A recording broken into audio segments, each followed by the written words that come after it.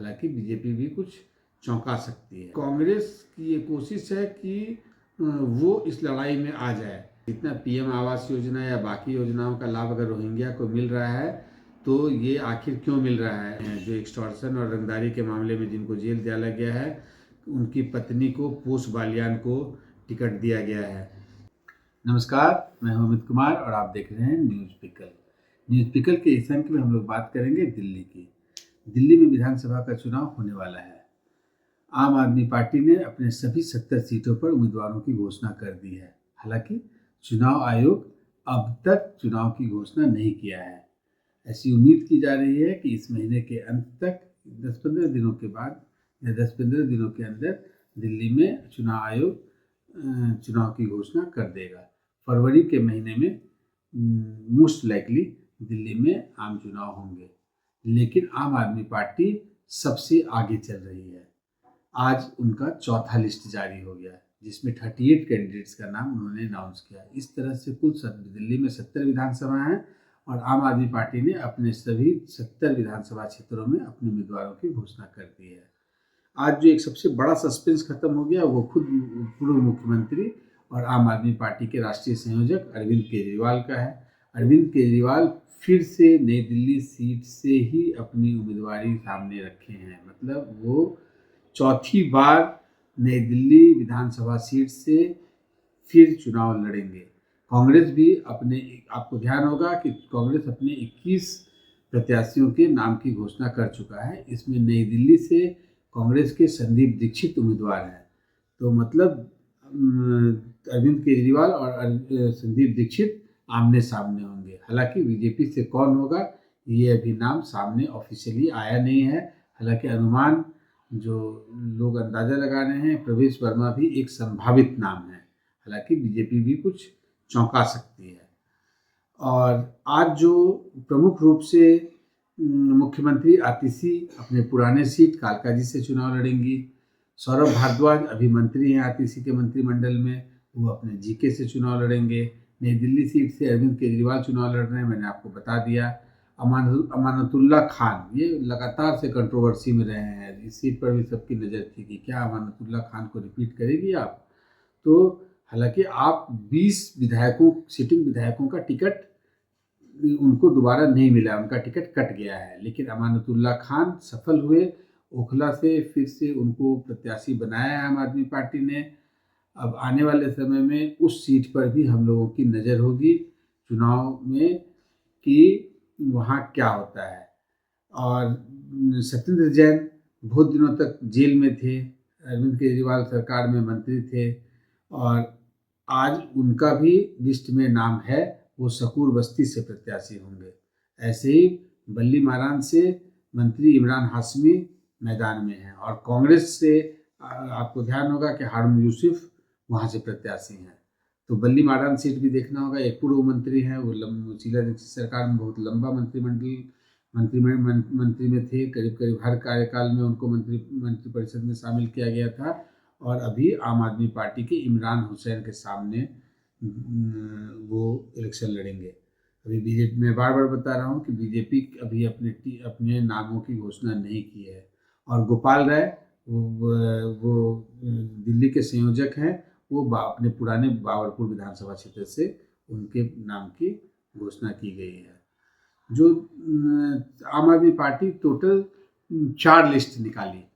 पहला लिस्ट में 11 नामों का घोषणा किया था, 11 प्रत्याशियों का घोषणा किया था। उसमें से 6 बाहरी थे, मतलब 3 बीजेपी से जो नया ज्वाइनिंग था वो उनको टिकट दिया गया और 3 कांग्रेस से आकर आम आदमी पार्टी में टिकट मिला। तो पहला लिस्ट में 11 लोगों का नाम शामिल किया गया था। उसके बाद सेकंड लिस्ट में आपको ध्यान होगा कि 15 सिटिंग विधायकों से, सबसे इम्पोर्टेंट जो था सेकंड लिस्ट था, उसमें 15 सिटिंग विधायकों का टिकट कट गया था और कुल 20 नामों की घोषणा हुई थी। मतलब पहले 2 लिस्ट में 31 नामों की घोषणा हो गई थी, करीब 40% से ज़्यादा सीटों की घोषणा हो गई थी। और थर्ड लिस्ट में केवल एक नाम आया था, वो है तरुण यादव का नजफगढ़ सीट से, और जो कि शुक्रवार को जिसकी घोषणा की गई थी। तो आपको याद होगा कि अरविंद केजरीवाल मंत्रिमंडल के एक इम्पॉर्टेंट मंत्री थे कैलाश गहलोत, वो आम आदमी पार्टी छोड़ दिए हैं और उन्होंने बीजेपी को ज्वाइन कर लिया है। तो वो नजफगढ़ से विधायक हुआ करते थे और अब आम आदमी पार्टी उनके जगह तरुण यादव को टिकट दिया है नजफगढ़ से। उनकी पत्नी मीना यादव जो काउंसलर हैं वो भी आम आदमी पार्टी ज्वाइन की और उनके पति तरुण यादव को आम आदमी पार्टी ने वहाँ से नजफगढ़ से कैलाश गहलोत के जगह पर टिकट दिया है। इस पर भी सबकी नज़र थी कि उस सीट पर आम आदमी पार्टी किसको प्रत्याशी बनाती है। कुल मिलाकर 20 सिटिंग एमएलएज का नाम आम आदमी पार्टी ने प्रत्याशियों की लिस्ट में काट दिया है। वहीं मनीष सिसोदिया का सीट बदल गया है। वो पहले पटपड़गंज से लड़ते थे, अब वो आगे जंगपुरा से लड़ेंगे। इस इलेक्शन में जंगपुरा से लड़ेंगे जो कि एक सेफर सीट माना जाता है क्योंकि वहाँ अल्पसंख्यकों की संख्या ज़्यादा है और ऐसा माना जाता है कि अल्पसंख्यक आम आदमी पार्टी के समर्थक हैं। लेकिन जो सबसे चौंकाने वाली बात इस इलेक्शन में अब तक जो डेवलपमेंट है उसमें यह है कि आम आदमी पार्टी तो चलो 70 का 70 अपने अनाउंसमेंट कर दिया प्रत्याशी का, लेकिन कांग्रेस भी 21 सीटों की घोषणा करके बहुत पीछे नहीं है। और उसके पुराने मंत्री और जितने उसके दिग्गज हैं, प्रदेश अध्यक्ष के साथ साथ जितने पूर्व मंत्री हैं, पूर्व सांसद हैं, जैसे संदीप दीक्षित सांसद थे, हार्वेन यूसुफ मंत्री हैं, खुद देवेंद्र यादव उसके प्रदेश अध्यक्ष हैं, चौधरी अनिल कुमार पटपड़गंज से प्रत्याशी होंगे, वो भी उसके प्रदेश, देवेंद्र यादव से पहले वही प्रदेश अध्यक्ष थे। तो हालांकि लवली थे, अरविंदर लवली, वो भी बीजेपी आ गए हैं। उससे पहले चौधरी अनिल कुमार थे, उनको पटपड़गंज से प्रत्याशी बनाया है। तो कहीं ना कहीं कांग्रेस की ये कोशिश है कि वो इस लड़ाई में आ जाए। आपको ध्यान होगा कि लोकसभा इलेक्शन में कांग्रेस और आम आदमी पार्टी इंडी अलायंस के समझौते के तहत दिल्ली में उनका अलायंस था और 4 और 3 वो लड़े थे बीजेपी के अगेंस्ट में, लेकिन बीजेपी 7 का 7 सीट पे इंडी अलायंस के सारे कैंडिडेट को मात देती थी। पिछले 3 इलेक्शन से लगातार 2014 से और 2014, 2019, 2024 लगातार बीजेपी लोकसभा में सारा का सारा सीट बीजेपी जीतने में सफल हुई है। जबकि इस बीच में 3 इलेक्शन हुआ। पहला इलेक्शन में तो आम आदमी पार्टी सेकंड लार्जेस्ट थी, मात्र उनको 28 सीट आया था, लेकिन उनका वो पहला इलेक्शन था। लेकिन उसके बाद के 2 इलेक्शन में विधानसभा में हर रिकॉर्ड तोड़ दिया था। फर्स्ट टाइम केवल 3 विधायक बीजेपी के जीत कर आए थे, 67 सीट आम आदमी पार्टी को मिली थी। सेकंड टाइम 68 सीट मिली थी बीजेपी को और 62 सीट्स पे आम आदमी पार्टी आया था। और दोनों बार कांग्रेस जीरो था, जीरो। तो इस बार कांग्रेस अपना सीरियसनेस दिखला रहा है और उसकी कोशिश है कि वो लड़ाई में शामिल हो। तो और हालांकि अभी तक जो चुनाव प्रचार चल रहा है उसमें अगर अरविंद केजरीवाल के बयानों को देखेंगे तो केवल और केवल बीजेपी पर अटैक कर रहे हैं। वो कहीं ये बताने की कोशिश नहीं कर रहे हैं कि कांग्रेस कहीं भी रेस में है। चूँकि हम लोग को ये भी नहीं भूलना चाहिए कि कांग्रेस और आम आदमी पार्टी का वोट बैंक करीब करीब एक है। वही वोट बैंक कांग्रेस से छिटक कर जैसे ही आम आदमी पार्टी में चला गया तो कांग्रेस जीरो हो गई और आम आदमी पार्टी और बीजेपी का जो होता है मुकाबला होता है, जिसमें आम आदमी पार्टी हर बार भारी पड़ रही है। और बीजेपी जो है उसकी रणनीति हमेशा होती है कि यहाँ त्रिकोणीय चुनाव हो। जब त्रिकोणीय मुकाबला होगा तब चांसेस बीजेपी के पक्ष में जाने की संभावना ज़्यादा है। लेकिन ये इलेक्शन अपने आप में अलग इसलिए है कि अभी अरविंद केजरीवाल मुख्यमंत्री नहीं हैं। वो उनका पूरा फोकस केवल और केवल दिल्ली के चुनाव पर है। वो जब जेल से आने के बाद उन्होंने मुख्यमंत्री पद से इस्तीफा दे दिया था और आतिशी को पदभार दिया गया था। और अरविंद केजरीवाल का मानना है, जैसा उन्होंने घोषणा किया है, कि जब वो दोबारा जनता का मैंडेट लेकर ही दोबारा मुख्यमंत्री बनेंगे। लेकिन जो अभी जो चुनाव का जो प्रचार चल रहा है उसमें जो सबसे इम्पॉर्टेंट चीज़ है, जो हम लोग नज़दीक से जो ऑब्जर्वर हैं जो ध्यान दे रहे हैं, अरविंद केजरीवाल केवल और केवल बीजेपी को घेरने का प्रयास कर रहे हैं।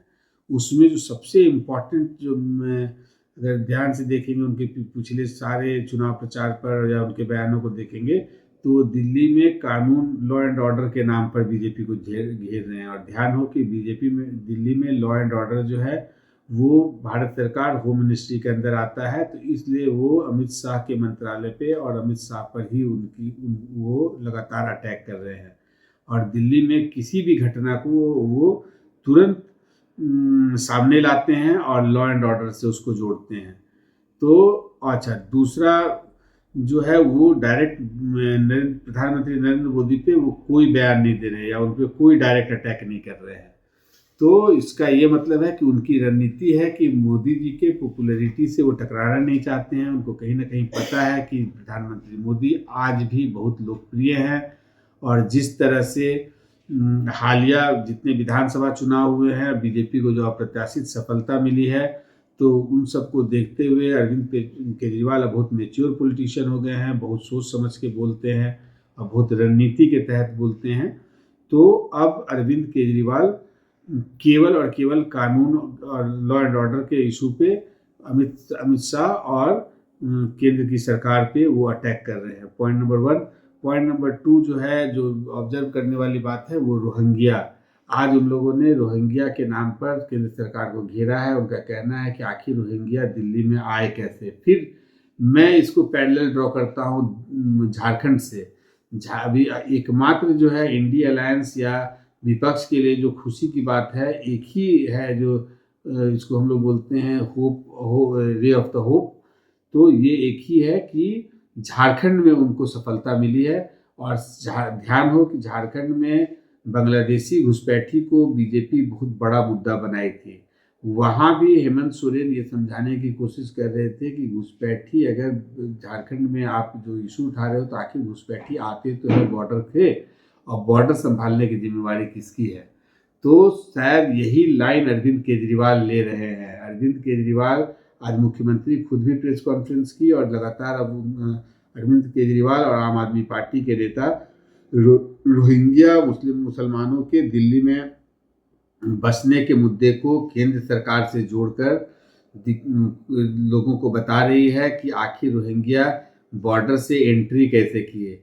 अब और फिर बाद में आज उन्होंने ये भी समझाने की कोशिश किया कि जितना पीएम आवास योजना या बाकी योजनाओं का लाभ अगर रोहिंग्या को मिल रहा है, तो ये आखिर क्यों मिल रहा है, और अल्टीमेटली अगर वो उनको आप बॉर्डर पे ही रोक देंगे तो वो दिल्ली तक पहुंचेंगे कैसे। हालांकि ये राजनीति है। रोहिंग्या मुसलमानों का भारत के अंदर बड़ी संख्या में घुसपैठ और उनका अलग अलग क्षेत्रों में जाकर बसना, ये पिछला 4-5 साल या 10 साल का मुद्दा नहीं है। ये बहुत पुराना मुद्दा है और लगातार से इस पर राजनीति होती रही है। तो लेकिन अब आने वाले समय में बीजेपी को इन सब रणनीति को कैसे काटेंगे, ये देखने वाली बात होगी। चूंकि चुनाव में अभी वक्त है, चुनाव आयोग ने चुनाव का घोषणा नहीं किया है। निश्चित रूप से बीजेपी का थिंक टैंक केजरीवाल पर नज़दीक से नज़र बनाए हुए होगा, और आने वाले समय में हम लोगों की नज़र होगी कि आखिर इन सब मुद्दों का वो क्या सफाई देंगे। जहाँ तक अरविंद केजरीवाल का प्रश्न है, वो ऑटो वालों को भी रिझाने के लिए कई घोषणाएं कर चुके हैं। महिलाओं को भी अपने पक्ष में लाने के लिए वो कई घोषणाएं कर चुके हैं। और आपको ध्यान होगा कि अभी हाल के दिनों में जो भी विधानसभा चुनाव हुआ है, वहाँ महिला वोटरों का बहुत इम्पोर्टेंट रोल रहा है। तो उसको आज के दिन में कोई पार्टी किनारे नहीं कर सकती है। चाहे वो हरियाणा का चुनाव हो, बीजेपी सरकार महिलाओं के लिए जो उनका स्कीम था उसी पर ऐसा माना जा रहा है कि हर राजनीतिक पंडित वहाँ फेल हो गए थे। झारखंड में भी मैया सम्मान योजना हेमंत सोरेन को वापस सरकार बनाने में एक बहुत बड़ा रोल माना जा रहा है। महाराष्ट्र में भी लड़की बहन योजना महायुति को वापस और बहुत मजबूती से वापस लाने में बहुत बड़ा उसका रोल माना जा रहा है। तो इसलिए अरविंद केजरीवाल भी महिलाओं के लिए योजना का घोषणा कर चुके हैं। दूसरा, पहला इलेक्शन सबको ध्यान है कि वो ऑटो पॉलिटिक्स और ऑटो वालों का उनको बहुत भारी समर्थन मिला था, और वहीं से चुनाव लोग मानते हैं कि अरविंद केजरीवाल के फेवर में चला गया था। और लेकिन इस बार चुनाव बिल्कुल अलग है। अलग इसलिए है कि इससे पहले अरविंद केजरीवाल और आम आदमी पार्टी के साथ एंटी इनकम्बेंसी जैसा कोई फैक्टर नहीं था। इस बार उनको एंटी इनकम्बेंसी झेलना पड़ेगा। बीजेपी एज ए विपक्ष बहुत तरह के भ्रष्टाचार के आरोप लगा चुकी है। हालांकि उनके सारे मंत्री अब बेल पर जेल से बाहर आ चुके हैं। बहुत लंबे अंतराल तक मनीष सिसोदिया जो नंबर 2 मंत्री माने जाते हैं आम आदमी पार्टी में, बहुत लंबे अंतराल तक जेल में रहे। सत्येंद्र जैन बहुत लंबे अंतराल तक जेल में रहे और खुद मुख्यमंत्री, हालांकि उनको जल्दी बेल मिल गया तब भी वो जेल में रहे। तो अब सब सारे मंत्री बाहर हैं। पुराने अरविंद केजरीवाल के मंत्रिमंडल के दो मंत्री तो कम से कम पार्टी छोड़कर जा चुके हैं।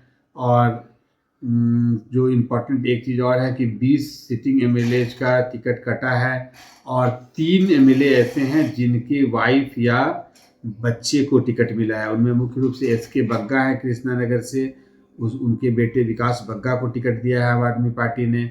चांदनी चौक एमएलए प्रहलाद साहनी के बेटे पूर्णदीप साहनी को टिकट दिया गया है। और नरेश बालियान जो अभी जेल में हैं, जो एक्सटॉर्शन और रंगदारी के मामले में जिनको जेल डाला गया है, उनकी पत्नी को पोष बालियान को टिकट दिया गया है। तो ये 3 ऐसे लोग हैं जिनमें एक की पत्नी और 2 के बेटे को टिकट दिया गया है। बाकी 20 विधायकों का टिकट काट दिया गया है।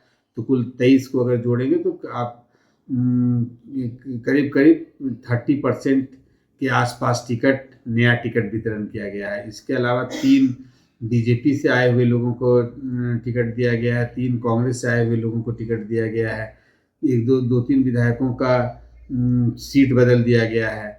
तो एंटी इनकम्बेंसी को कम करने के लिए अरविंद केजरीवाल सारा वही फॉर्मूला अपना रही है जो बीजेपी आज तक अपनाते आई है। तो दिल्ली का इलेक्शन बहुत दिलचस्प होने वाला है और हम लोग लगातार नज़र बनाए रहेंगे और आपको पल पल का अपडेट इलेक्शन में मिलता रहेगा। मैं उम्मीद करता हूं कि आपको एनालिसिस और बाकी इन्फॉर्मेशन बहुत अच्छा लगा होगा।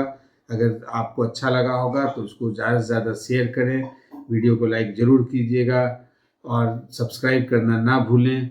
और आपका कमेंट हमें हौसला देता है। नीचे कमेंट बॉक्स में कमेंट ज़रूर से ज़रूर करें और कोई भी सुझाव हमें ज़रूर दें। तब फिर आपसे मिलते हैं, तब तक के लिए नमस्कार।